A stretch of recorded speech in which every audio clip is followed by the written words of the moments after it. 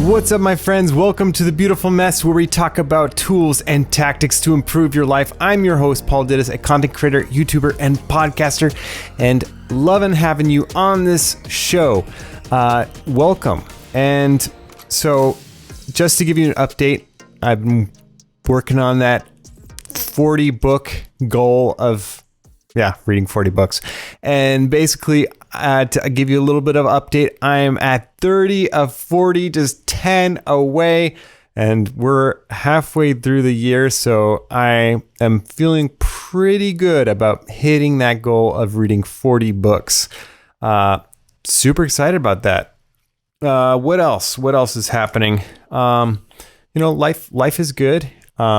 It's a beautiful mess sometimes. It's full of ups and downs and sideways and everything in between. But here we are. This is episode 32. 32, what do? We keep on going. We keep on diving in. So welcome.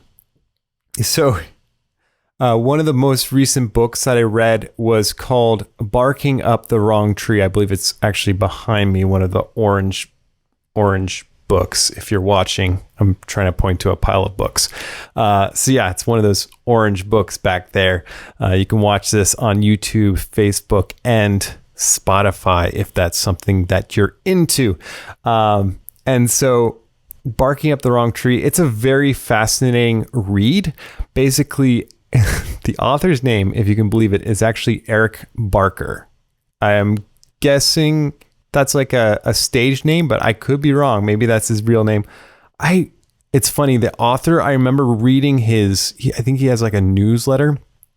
And I would read his newsletter, I think back when I was in college. And it was a fascinating read. What I like about it is he usually takes some scientific facts, some things like best practices or things that you can change that have scientifically shown that if you do these things, you're more likely to X, Y, and Z. It's like, if you want to improve your life, this was a great thing. And the stories that he tells, it was a fascinating read by all means. If you're interested in a book about some interesting facts about life and ways to live a better life, then definitely check out Eric Barker's Barking Up the Wrong Tree. Enjoyable read, to be certain. And then one of the other things, so I'll dive a little bit into that book, as well as Cal Newport. I've read at least, I think, 2 of his books, or I'm at least working on one. I've read one and then working on another. He's got Digital Minimalism, and then what is the other one? Oh man, it's killing me. Usually it's something about, let's see, I'll look it up for you. Cal Newport, Deep Work. Oh, that was a good one. Basically, the premise of Deep Work is that, like, a lot of times, today we're doing very shallow work. It's not very meaningful, or I don't know. It's like you're doing like work that's surface level. And what he's saying is that, like, deep work is work that, like, you really have to put in the time and devote yourself, and it will pay off. It'll reap dividends. And he's saying that there's a scarcity, that's like something that's scarce in the market, and so the value of deep work is very important. And so he kind of dives into that in that book. And then Digital Minimalism is also really a fascinating read. Basically, he talks about how we can use technology for advantage, and some of the things to be concerned about or look out for, and how to navigate that, and while living a deep and meaningful life and getting deep work done, something like that. Yeah, go read the book. It's much better than me trying to sum it up. That's something else. I wasn't actually going to talk about the book. I was going to talk about the Einstein Principle and what that is. Basically, he goes into this kind of discusses how Einstein was, I guess he probably was a proponent of deep work, but in particular, he talks about how Einstein would just like kind of dedicate himself to like certain projects, and he kind of he doesn't say less but better, but I mean the ideas that he talks about is very much less but better idea, and basically it's the article is called, and I'll try to link it in the show notes for you. It's called the Einstein Principle: Accomplish More by Doing Less. So less but better. Hey, he's my guy. Basically, like the main premise is that we're most productive when we focus on fewer or a small number of projects which we can devote a large amount of attention to. Again, like in this distracted age, that's, a hot commodity because it's very limited, our focused time, our focused energy. So very, very valuable. So I think that's something to keep in mind, is if like you're looking at your schedule and your life and you just feel like you're not getting anywhere, maybe consider like, are you really honing in on those things that are most important to you? So we'll dive into that as well. So those are two ideas, some from Barking Up the Wrong Tree, and the other is the Einstein Principle. So first, kind of like the Einstein, the Barking Up the Wrong Tree. One of the ideas that he had in there that I really liked was this idea of being a satisficer. This idea that good enough is better than like the maximizer principle, where like you're trying to maximize, making the best choice. And what they found is that people were happier or got more out of their decisions when they just were okay with good enough, instead of having to get the absolute best. And I am so much guilty of the maximizer mentality, where it's like, I want the best of the best. But instead, what this is basically saying is that good enough is actually better than maximizer. So be a satisficer and not a maximizer. I think that's the long and short of it. And then the other thing that I thought was really fascinating is he talks about this idea of don't be a picker, be a chooser. And what this is like in modern life, oftentimes we're given paths to follow. Like if I want to be a doctor, I do this, and I end up being a doctor, make money and whatnot. But what he's saying is that don't just narrow your vision to just like what the world presents you, because the world will often say like, hey, you can do this thing, you can do that thing. But instead it's like, you want to make a plan and then just go after it. One of the fascinating, I mean, he's got plenty of fascinating examples, but he talks about Genghis Khan and how he wasn't necessarily like the most intelligent or the most, well-to-do, but what he did was he made a plan, and he kind of realized like, okay, in order for me to get this objective, I need to do these things. And so he made a plan, and he chose what he was going to do. And then he would alternate his plan as he needed to. And one of the fascinating stories is like he would utilize his resources as well as he could. So there's this one time where there's this archer, and he shot Genghis Khan's horse, supposedly. And Genghis Khan decided, they captured this guy that shot his horse, and he was like, I'm going to make you a general. And so he used these resources to the best of his ability. And, he would adapt his plan as he needed. And he made use of the resources. Like he knew that, his people were really good at riding horses, and they used that to their advantage, and being very swift, and would go and take out the enemy in a way. And it's fascinating because a lot of modern military supposedly use the same exact tactics that Genghis Khan used. So it just shows that like he was actually pretty innovative with the resources that he had. And so like, are we like Genghis Khan? Are we making choices that are for the best for our life? And so like, yeah, choose and design your life on purpose. And so the other thing is to keep in mind is that like modern life needs boundaries. So unlike way back when Genghis Khan was there, and like you could only compare yourself to your tribe or the people in your vicinity, now we can go online and we can compare ourselves to the piano prodigy. We can compare ourselves to people playing chess at a high level. You have all these people that you can compare yourself to.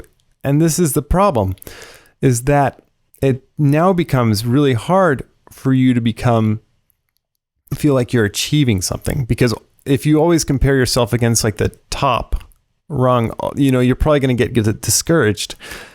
And so I think that's where it's like you almost need to set a little bit of a boundaries. Like maybe I'm not going to look beyond a certain, area, or maybe I'm going to focus in on this particular section, of your life, so that you're not just looking at the broadness of the world and getting overwhelmed, but instead you're going to be like Genghis Khan, and you're going to look at your resources right in front of you, and you're going to say, hey, this is what I can do to live a more meaningful life. This is what I can do to, define achievement. Because if you look at the world's going to give you all different kinds of achievement metrics. And so you really have to design your life and decide what achievement looks like. Because if you just adopt what, maybe your neighbor says is achievement, that's like pain and misery to you. And you don't want pain and misery, do you? So yeah, be a satisficer and don't be a picker, be a chooser. Choose your direction in life, and take ownership of it. Don't just let it happen to you. A little side note. Did you know that distractions make you stupid? This is like a quote that I just took out of the book. And like, basically they found that working in noisy environments lowers your functionality of like your brain power, basically. So maybe try to work in a quiet environment if you are able to. And try to maybe set aside an hour to 2.5 hours, or like maybe like an hour that you can like really get good work done, and try to see like what time of day is good for you. Typically speaking, I believe they said, or Eric Barker said in his book, that 2.5 to 3 hours after you wake up is your like best performance, when your brain is the sharpest. And then the Cal Newport, the Einstein Principle. This is just fascinating stuff. So again, the main overarching idea is that you can accomplish more by doing less. And by doing less, he means less projects, kind of like you're focusing in and putting in deep work on the things that truly are going to move the needle on your most important tasks. And one of the things that he talks about within the article, which you can read, is this productivity purge. And so that what that does, it helps you focus on those important tasks and remove the weeds of those less important ones that are distracting and eating up your time. He talks about in modern life how there are distractions, and we try to be the maximizer. We try to, maybe have a YouTube channel, have a podcast, have a blog, have all these different things, or just I don't know. They could be something completely different for you. But what he talks about is this productivity garden that you have to tend. And so he has this productivity purge. And I tried to do it before the show just to kind of get a feeling for it. It's kind of fascinating. So he kind of recommends writing out 3 columns where you have a professional, extracurricular, and personal as the headers. And then under that, you're going to write out all of your active projects. And then once you do that, you'll kind of star the 2 or so most important projects in each of those columns, your professional, extracurricular, and personal. And then after that, you want to look and see what are the things left. And if there are things that you can wrap up in the next week or 3 weeks, then, kind of write that down. And so those are going to be the things that you're going to just like work on real quick and just remove them out of the way. And then maybe there's things on the list that you can cross off completely. Like there's no consequence of you not completing them. And in fact, like it'll be much better if you don't, because then you can put all your energy and time into the more important tasks. And, so that's always good, is like when you can dedicate your time and energy, because like at the end of the day, it's like where you spend your time, energy, money, and effort, like once you put that all together towards a cause, then you're going to move a lot further than you would otherwise. I love this imagery that Sean West has in his book Overlap, of this like beach. And on the beach, there are like 8 campfires. And there's this guy who's trying to keep all of those 8 alive. And he's just running around like going crazy. But then there's a different scenario where he's just tending that one fire. And then he builds it into this big bonfire. And then he can finally go to the next one without having to feel like he's like running around trying to keep them all alive. He's like, I'm going to make one really, big fire that's going to be self-sustaining, for a while, so he can actually work on another fire.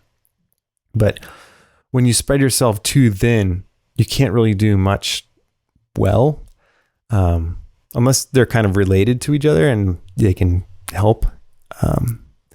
And the other thing I want to stress is that you can end up spending a lot of time on something and get nowhere. So what you want to do is, on that maybe 1 or 2 areas that are very important to you, is put an intentional practice in, whatever that looks like for you, where if it's a skill, you're not merely just going through the motions and just, week after week, just doing the same thing, not seeing any changes, because what is that? Like when you repeat something and you get the same result and you keep doing that, it's like the definition of insanity or something. So don't be insane, be sane. And if there's something that you're working towards, just be sure to maybe as you go, like realize, what can I do to make this better? It can be as simple as that, like or like make notes after you finish something and say like, hey, I did this way. It could be so much better if I do this, this, and this. Or maybe you focus on one aspect of what you're doing, and maybe you do some repetitions, put in some practice on that particular part of what you're doing. And that way, you'll just see improvement as you go along, and you're not just mindlessly, putting time and energy into something, because you can do that too and end up not getting anywhere.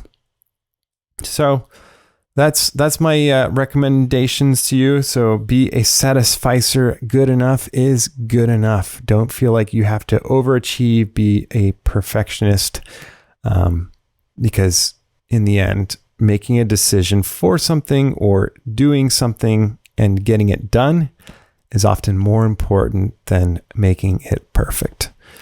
And also, the Einstein Principle might be something that you try out. Maybe it works great for you, maybe not. Take or leave, whatever seems to work for you. But it's a fascinating idea where basically you kind of go through your productivity garden and weed out those things that aren't working or are distracting you from the more important things, and you can become like Einstein. And not to say that Einstein was a perfect human being. I've read his biography, and it's quite fascinating. I still have a little ways to go to finish it, but very interesting man, and obviously he's made some great accomplishments, but sometimes at a cost. But yeah, maybe another time, another story. Well, friends, thank you so much for tuning in to The Beautiful Mess and making the Messy Fam what it is. I truly appreciate all of you. If you wouldn't mind, like, rate, review, all that fun stuff, wherever you listen to podcasts, we're there. And if you know of anyone that wants to be part of the Messy Fam, be sure to share this with them and welcome them into the Messy Fam. Well, that's all, folks. Till next time, stay messy.